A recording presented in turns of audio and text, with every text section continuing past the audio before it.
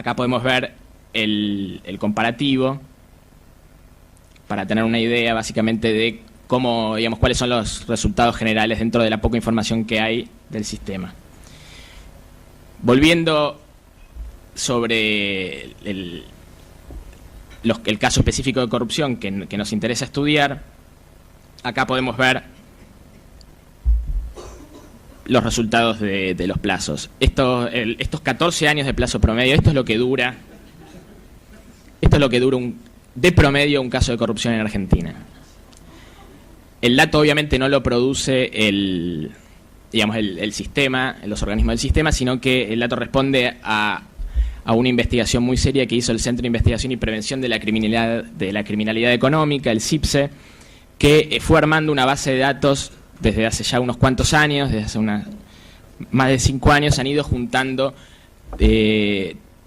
cientos de casos de corrupción en una base de datos y a partir de ahí pudieron sacar estos plazos. 168 meses dura, en promedio un caso de corrupción, llegando a algunos casos a durar 21 años. La Corte Suprema Argentina, lógicamente, ha decidido en varios casos muy claros, el caso Kipperman, el caso Barra, no tiene sentido profundizar sobre las decisiones de la Corte Suprema, casos donde las causas llevaban 10 o 12 años, que la causa debía prescribir, aunque el caso, digamos, las prescripciones se habían ido suspendiendo, debía prescribir por violación del plazo razonable. O sea, la conclusión jurídica es que los casos de corrupción no terminan porque prescriben por violación del plazo razonable. Es decir, el resultado es de plena ineficacia, es decir, el sistema no funciona de ninguna manera a la hora de perseguir la corrupción o la criminalidad económica. O sea, este es el dato más concreto. En comparación, ahí lo que se ven son los 17 meses de promedio de un caso, digamos, de los casos penales. Esto es una investigación de la Procuración General coordinada por Adrián Marquicio. Esos son los pocos datos de plazos que ha generado el sistema. Por eso, en este gráfico lo que se ve es que dentro de las causas de sobreseimiento, dentro de los delitos de corrupción, el 58% obedecen a la prescripción. Después vamos a ver, si tenemos tiempo, algunas de las otras formas de sobreseimiento en los casos de corrupción. Acá, en esta tabla, lo que se puede ver es un estudio de caso que se hizo sobre el caso de las coimas en el Senado de la Nación. Fue un caso también de muy fuerte impacto político. Fue el caso que desencadenó de alguna manera la crisis política que termina con el gobierno de la Alianza, en la crisis del año 2001 en Argentina. Digamos, fue la pata política de la crisis que generó la renuncia del vicepresidente de Argentina y que después terminó con la crisis económica que termina de hacer caer al gobierno. Esta es la investigación que lleva 9 años de esta causa.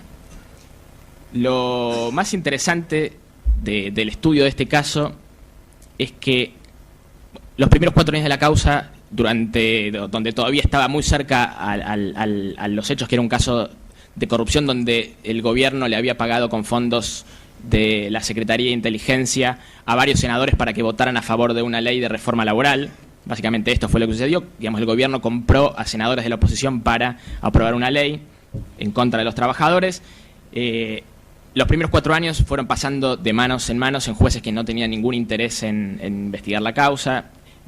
Por el poco tiempo que me queda no voy a profundizar sobre este tema, que es un tema también importante, cómo funciona la cuestión política de los jueces federales en los casos de corrupción.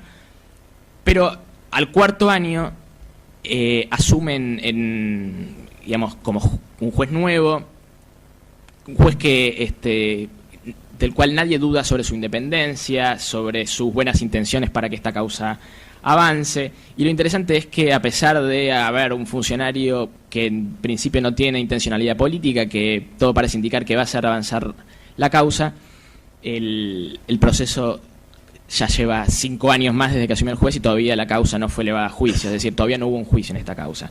Si ustedes llegan a ver alguno de los plazos, algo que es muy interesante de acá y que es otro de los factores que muestran la ineficacia del sistema, especialmente en la investigación en la persecución de estos casos, es que el caso estuvo 3 años en la Cámara de Apelaciones. Es decir, de los 9 años, 3 años, 1/3 pasó en apelaciones, en confirmar un procesamiento, en confirmar otro procesamiento, en anular uno. Y esto claramente es uno de los problemas. Voy a repasar muy rápidamente algunas de las explicaciones que básicamente que encontramos de ineficacia del sistema en este tipo de casos. Por un lado, lo que les contaba antes de estos incentivos para la retención de las causas por parte de los jueces federales, y básicamente incentivos políticos, son jueces que en muchos casos han estado involucrados en casos de corrupción. Tener una causa en la que está involucrado el presidente de la Nación es la garantía de mantener el cargo. Básicamente esto está muy claro en el sistema argentino. Por otro lado, hay un muy fuerte desprestigio de los organismos de control de la corrupción y de los cuerpos periciales. Este es un tema que valdría la pena por ahí abordarlo con más tiempo, tal vez durante la etapa de preguntas más tarde. El cuerpo de peritos contadores de la Corte es uno de los ejes centrales de la problemática. De hecho, hace cerca de un mes, digamos, con el informe ya prácticamente finalizado, el cuerpo de peritos contadores fue intervenido por la Corte Suprema, que es de quien depende este cuerpo pericial.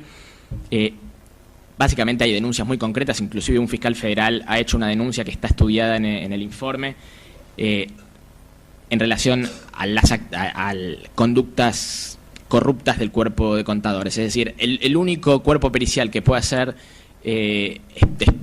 básicamente los peritajes para los casos de corrupción, porque no hay contadores en el sistema más allá de este cuerpo, es básicamente corrupto. Y lo que, digamos, cómo funciona en el sistema es que los peritos contadores lo que hacen es avalar los peritajes que hacen los contadores de los peritos de las defensas. Es decir, las defensas contratan a sus contadores, hacen los peritajes, y los peritos oficiales lo que hacen es simplemente firmarlo, y esa es básicamente la opinión con la que cuentan los jueces después para fallar. Y así terminan muchos casos cerrados en realidad por ausencia de perjuicio contra el Estado, y lo que genera después el sobreseimiento por ausencia.